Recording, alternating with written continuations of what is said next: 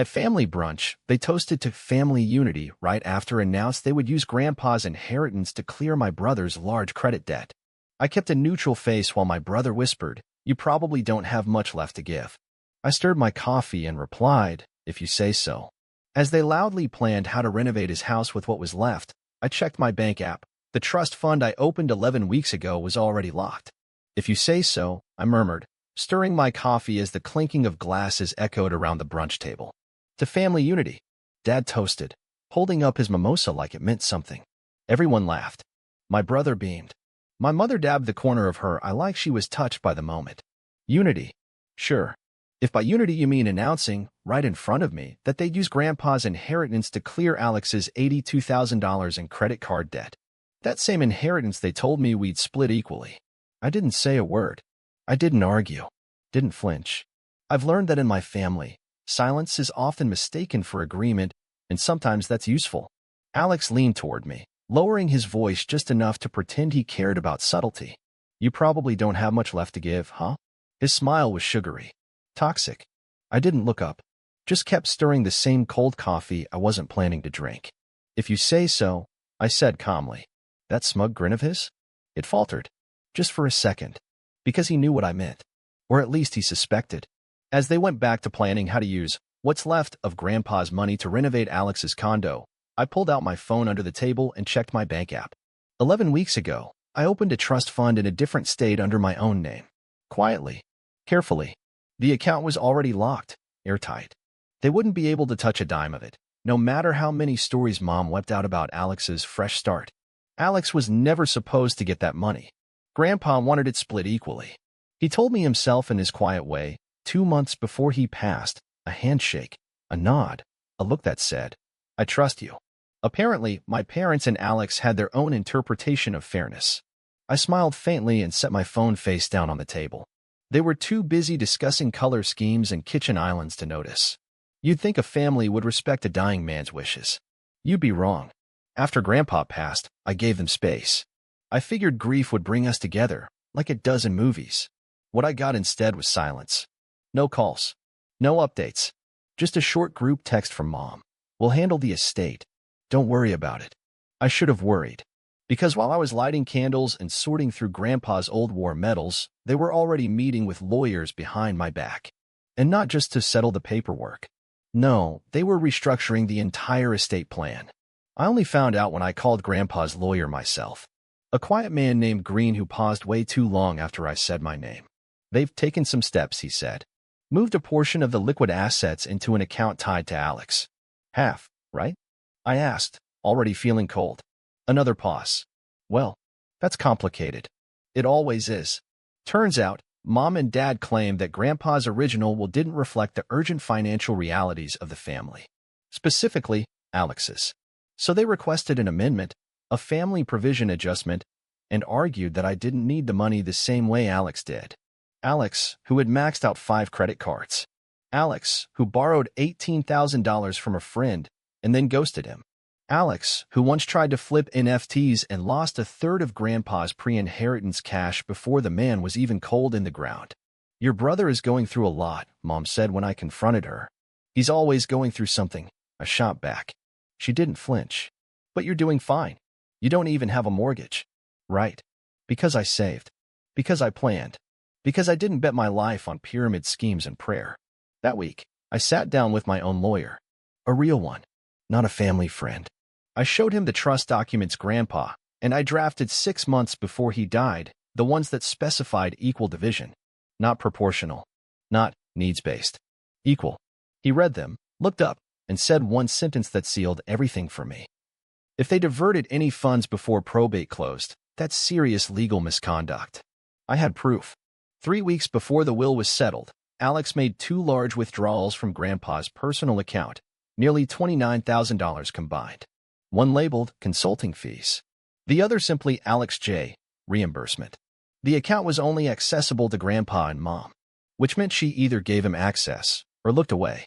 I printed every statement, locked it in a folder, took it to a notary, filed a quiet report with the estate court just in case. And still, I said nothing.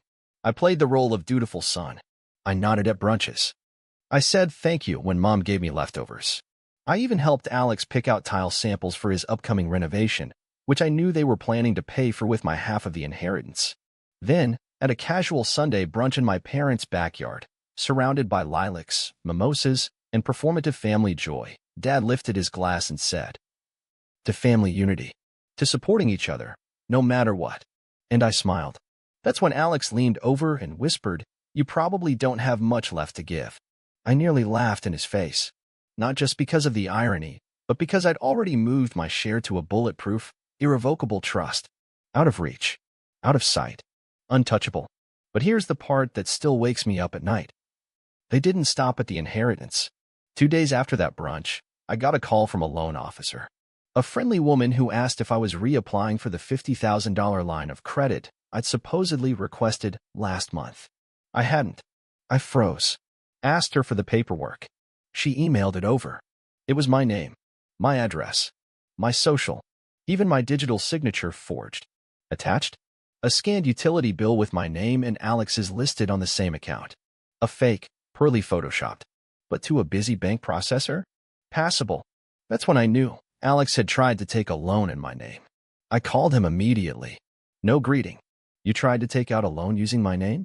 Silence. Then, "It wasn't like that." "Oh? Then how was it?" "It was just temporary. I needed to cover the last of the renovations before the inspection." "You've got better credit." "I was going to pay it back." I hung up. A minute later, my phone rang again. "Mom." "Honey," she started, that voice she uses when she's about to gaslight someone. "Alex told me what happened. I know it looks bad, but he was desperate. You know how stressed he's been. He didn't mean it." "You knew." Well, it wasn't my idea, but you let it happen." Silence. And then, as if she hadn't just admitted to enabling financial fraud against her own son, she said, "Why are you being so difficult? You have so much already." That's when the last thread snapped. Because she was right. I did have something. Not just savings. Not just legal documents. I had leverage. And I was finally ready to use it. 3 weeks later, I walked into the dining room like I was just another pawn in their charade. Alex had invited me over for a celebratory dinner. They'd finally finished renovating the house with what was left of Grandpa's inheritance. Mom insisted on making her famous roast, and Dad was already in his usual seat at the head of the table, sipping red wine like a Roman senator. The dining table gleamed. New granite countertops sparkled behind them. Alex had a fresh haircut and that same smug look he always wore when he thought he'd won. I sat down. Quiet. Calm. Until dessert. "That chocolate tart is amazing," I said, pushing my plate back. "Almost makes up for the serious misconduct you committed." The room froze. Mom's fork clattered. Alex blinked, stunned. Dad looked up, wineglass halfway to his mouth. "What did you just say?" he asked, voice low. I repeated, sliding the folder onto the table. "This almost makes up for the unauthorized use of my identity and estate interference." "What are you talking about?" Alex said, laughing nervously. "I'm talking about the forged loan application you submitted under my name," I replied, calm as a surgeon. "The fake utility bill you used as proof of address. The $29,000 you pulled from Grandpa's personal account before probate closed. And how Mom and Dad covered for it." "No," Mom started, panic already rising in her voice. "This is a misunderstanding." I opened the folder, tapped on the pages inside. Here's the loan application. Here's the forgery report from the bank's fraud department. Here's the notarized statement from Mr. Green, Grandpa's lawyer.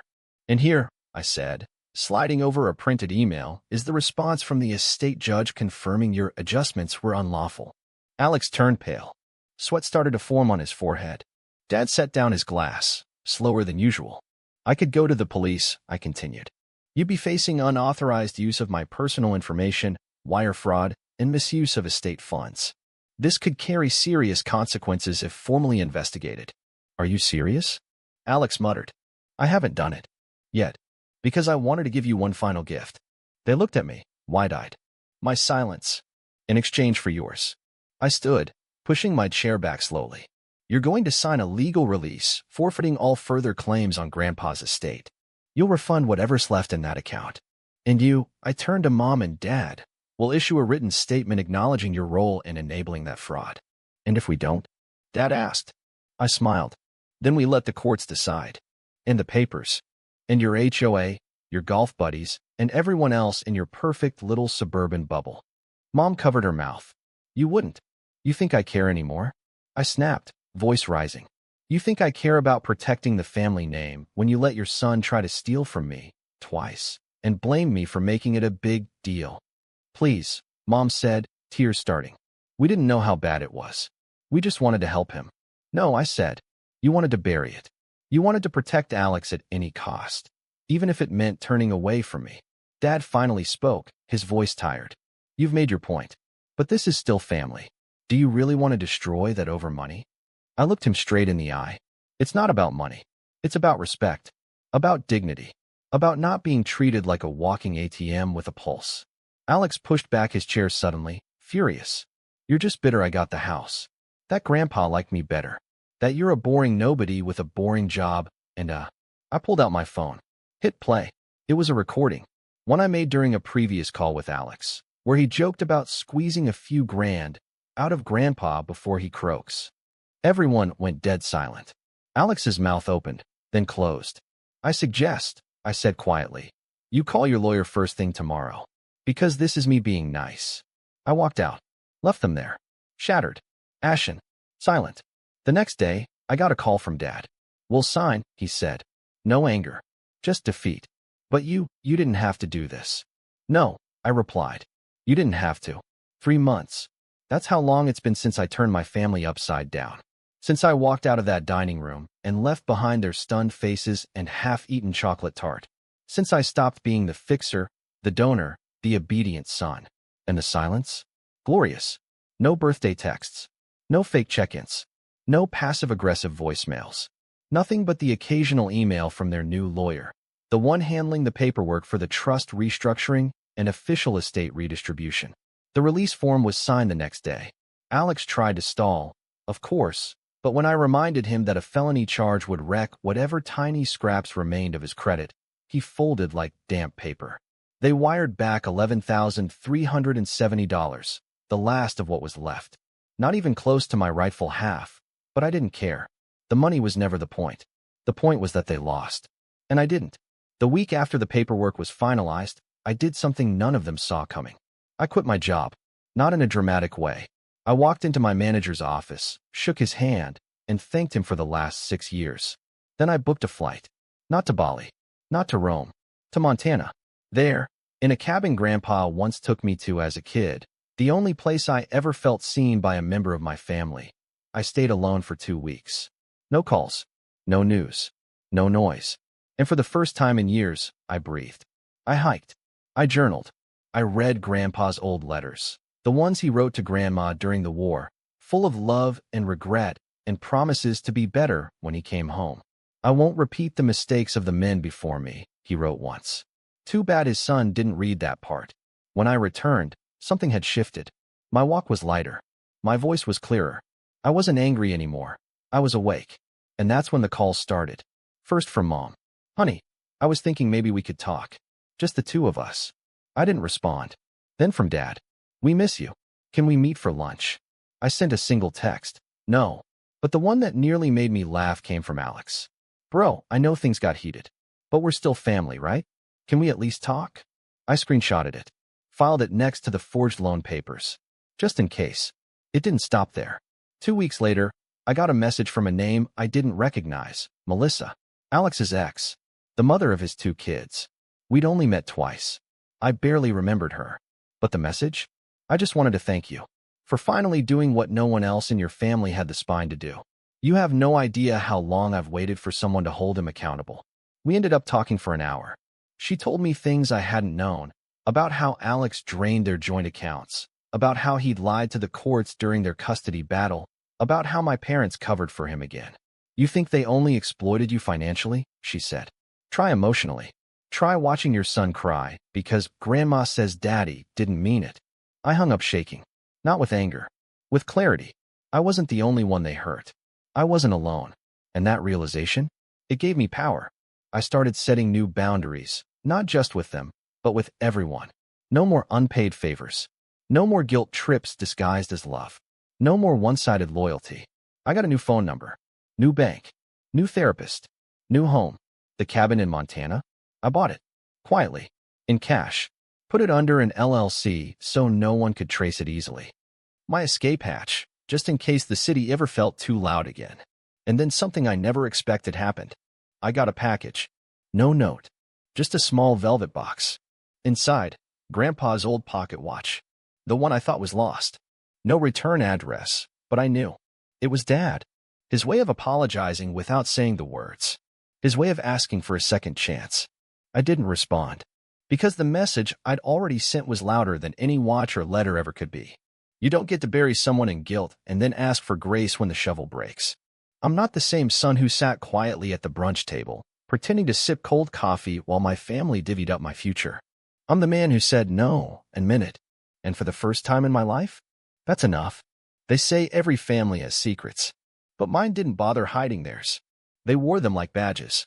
Justifications for betrayal. Excuses for exploitation. Rationalizations for using me like a human ATM with no overdraft limit.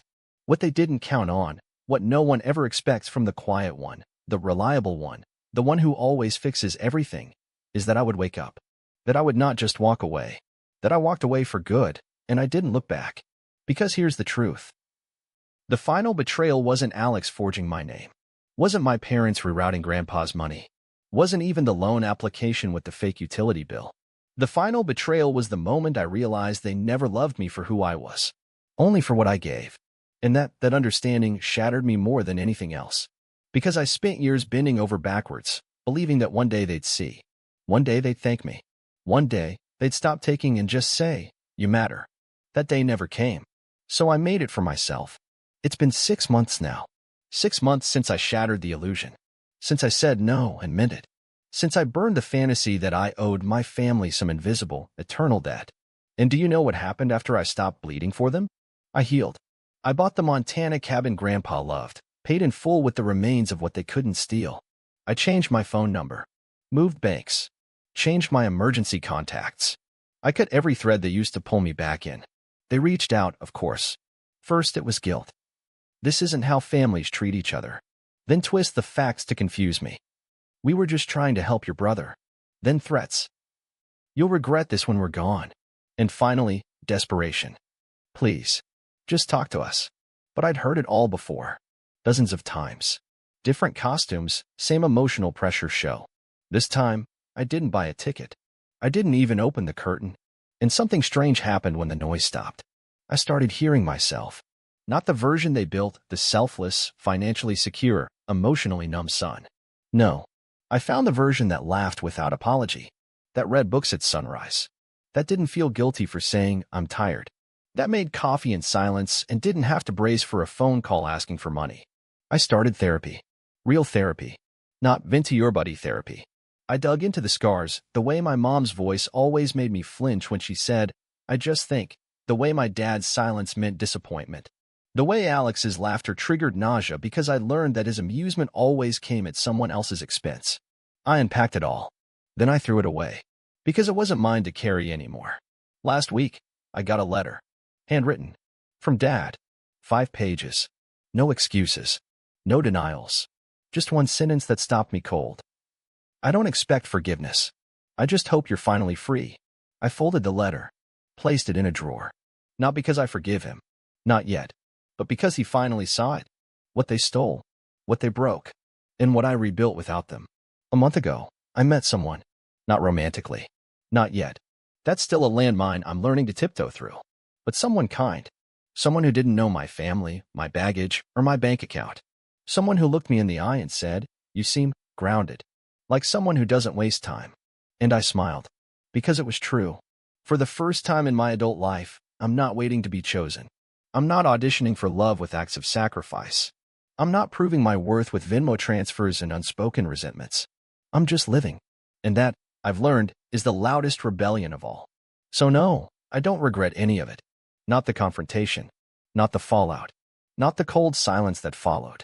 Because sometimes, the only way to end the cycle is to break it so loud they can't pretend not to hear it. I don't want revenge anymore. I want peace. And I've earned every quiet second of it. Let them call me selfish. Let them spin their stories. Let them sit with the consequences of their choices of a son who finally said, "Enough." Because I did what they never expected. I chose myself. And I'll never stop choosing me again.